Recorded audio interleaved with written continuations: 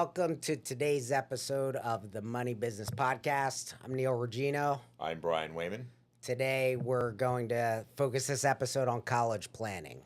Now, I've been an advisor for a very long time.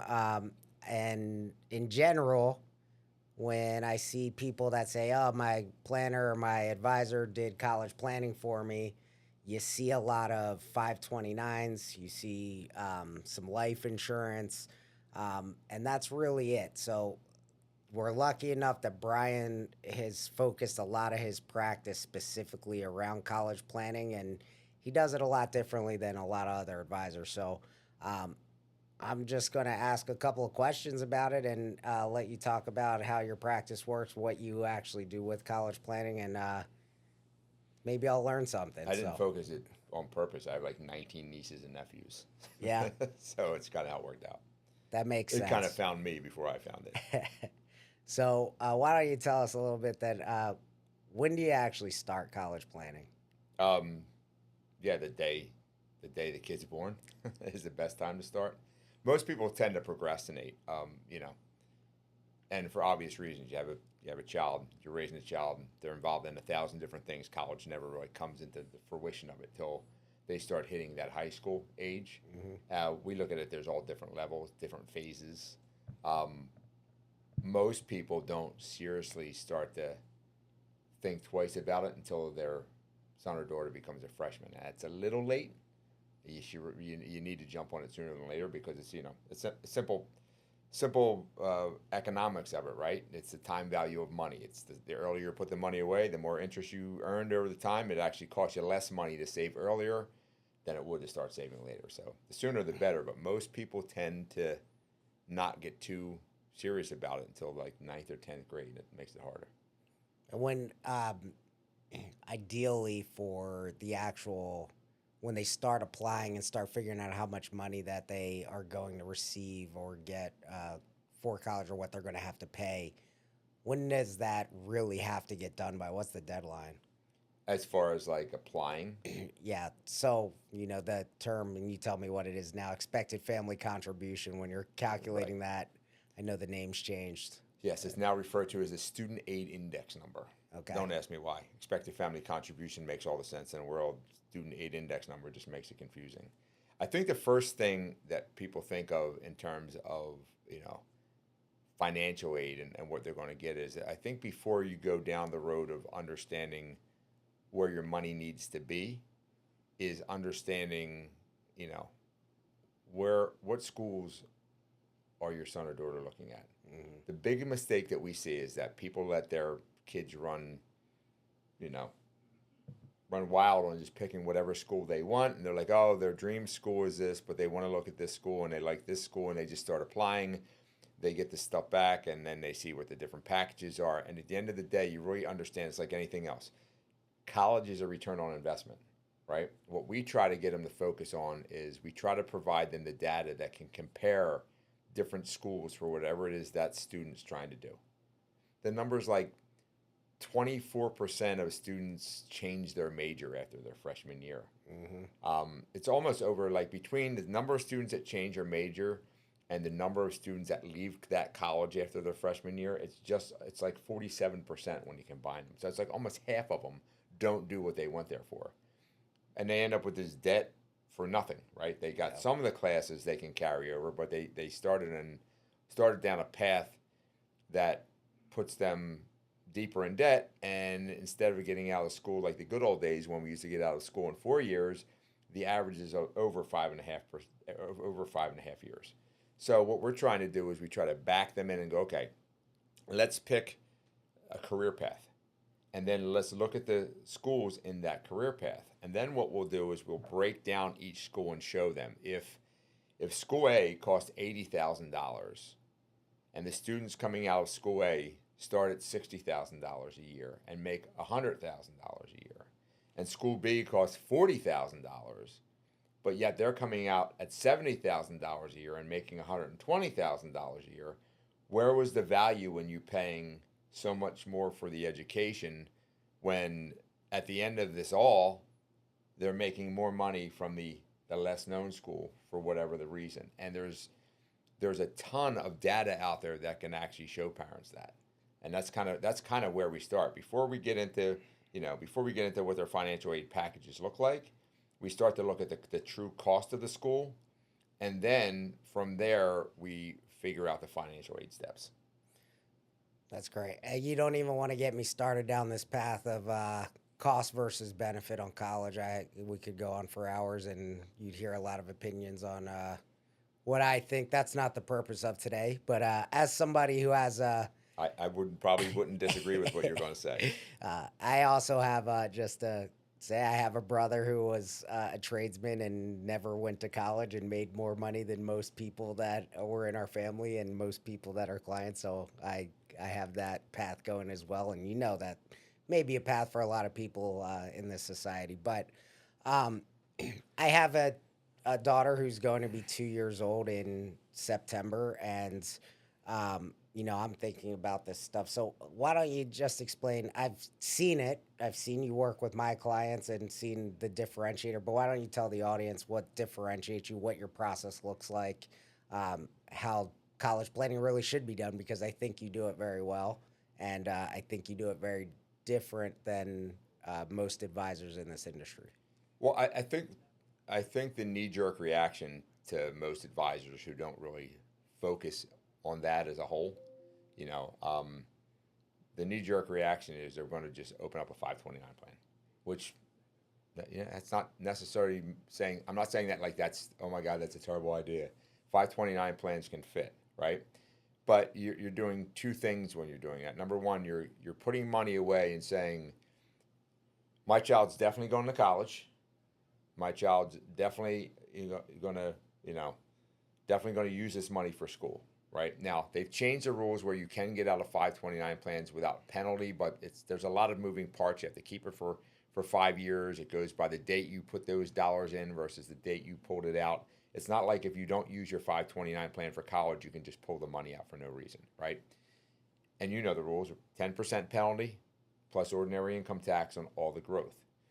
So a 529 plan is not the worst idea. It's just not the only answer. What we try to do is, and sometimes you can use life insurance.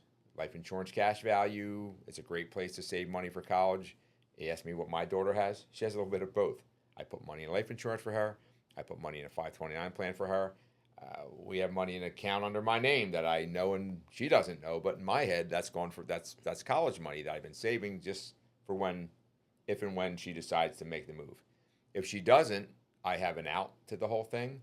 But in your case, when you're talking about, somebody like you that has a 2-year-old, it starts with a financial plan in general, right? Mm-hmm. We sit down and actually develop a complete financial plan with the idea of saying, all right, this is how much money you're making. This is how much money you need to put away for retirement for yourself first. This is how much money you need for your budget. Now, this is how we're going to save. After we've done the plan, then we back into the college idea to say, well, the expectations of them going to college and the expectations of what that cost will be 16 years from now, 18 years from now should be around X. And then we start saving accordingly. So we have a plan in place. It's not necessarily, the 529 plans, the life insurance, mutual funds, all that stuff are all tools to doing it. But if you're just kind of winging it, it doesn't make any sense. So it really comes down to the plan being in place and then picking as we go through the plan the tools that we're going to use each time and what makes sense for that family. That's how I do it. I think what I found that really separated what you do from a lot of advisors out there. There are programs out there, there's specialty companies that do it, but the software that you utilize that actually aggregates with the schools, the way that you're able to help with that calculation to figure out what they're going to pay, which is not a normal thing for majority of advisors to do. Right. The other thing I want to back up and just say, with 529s, it's a great vehicle for saving for a child. There's a couple of benefits to it that you don't get with a lot of other places, which are, depending on the state, you might get a deduction. You get tax deferred growth, potentially tax exempt money on the way out if it's used for an education purpose. The control of it where a normal bank account, custodial account, it becomes the child's account at a certain age, depending on the state. Up my account, same thing. Limitations for what you can contribute, and then last year it also you have the ability to convert some of that money to Roth Right. now. So that's all beneficial for having that type of account. So if you're looking and you don't really have an idea, it might make sense.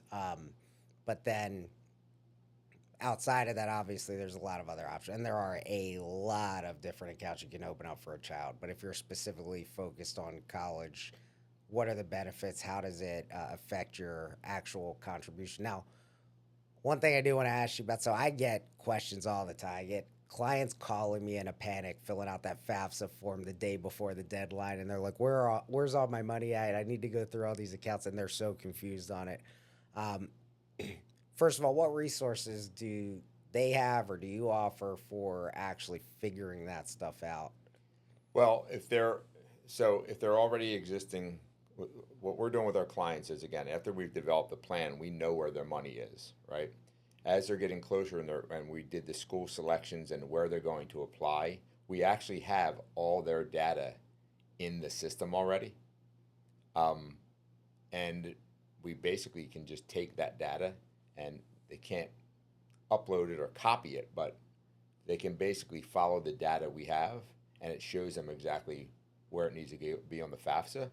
And then sometimes we don't charge them to fill out a FAFSA or anything like that. But after they've done it, we take a look at it sometimes and tell them, hey, this is right, this is wrong.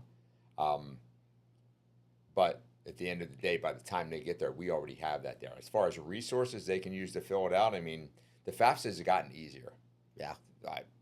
10, 15 years ago, it would ask you questions and you didn't even, it was like another language. It's gotten so much easier, much more basic. But the other problem is they've changed some of there used to be something, it used to matter more where your money was than it does now.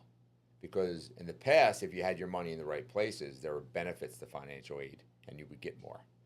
Now they've taken away, and this is not a political statement, but it's very weird to me that since they start doing all this loan forgiveness on one side, they've taken away asset protection limits. It used to be a family could have, every family would have a certain amount of assets that they could have in cash that did not affect financial aid for some families, and it was based on the age of the parents and income and things like that, family size. But for some people, that could have been 40,000, it could have been 60,000, it could have been $80,000. Zero across the board now.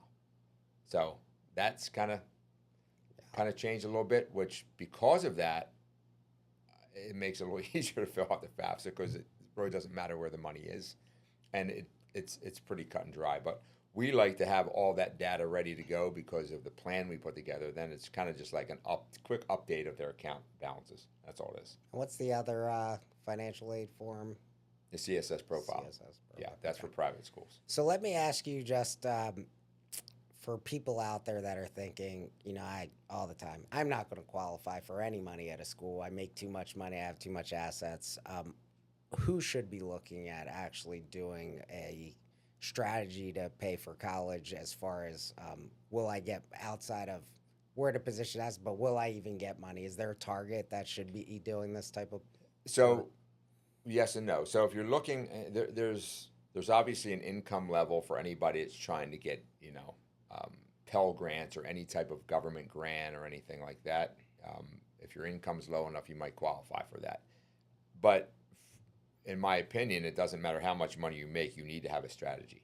Yeah. Unless you're just willing to pay out of pocket, or unless you're just willing to pay 6 to 9% interest rates on student loans, you should have a strategy. What we'll typically do is we'll use cash value life insurance, we'll use mutual funds and other various investments to kind of make sure that we're getting enough return on one side and leveraging that investment to cover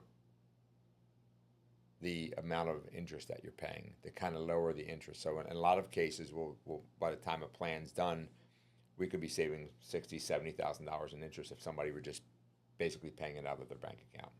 So everybody needs some type of strategy for it. Yeah. I think the more money you have, the bigger the strategy should be. Yeah.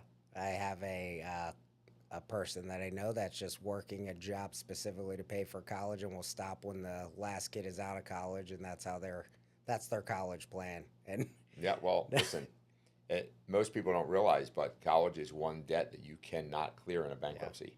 You can get rid of just about everything, but you cannot get rid of your college loan in bankruptcy. It stays with you until it's paid. yeah, and I guess that's one place we can finish on, is that when you do have student loans and you haven't gotten to a place where you're either getting a full scholarship or you're getting college paid for one reason or another, if you end with a lot of debt, we do a lot of work with individuals that have big student loans, either how to pay them off or what programs are available. We have resources to talk to them about, is there a way that this could potentially be forgiven? And it changes from year to year. Like right now, there's a big one that's on the table that may or may not be in existence pretty soon, but we're able to, you have the right advisor or the right person who knows about this, then you're able to pay it off more efficiently, potentially later. So we can save the debt conversation for another podcast, but.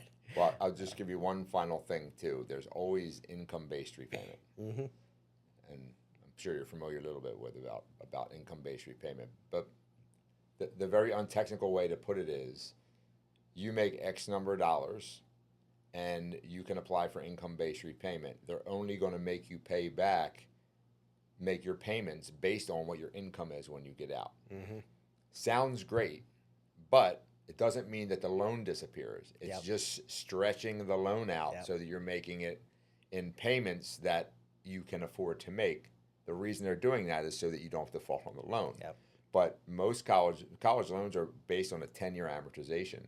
Income-based repayments now doubling that to 20 years. Yep. Then they say, well, whatever you didn't pay back by then could be forgiven. Well, that could be 25 years from now. Yeah. So, again, it helps with the payment. It doesn't help you get out of the debt. It doesn't help you get out of the interest. Yep.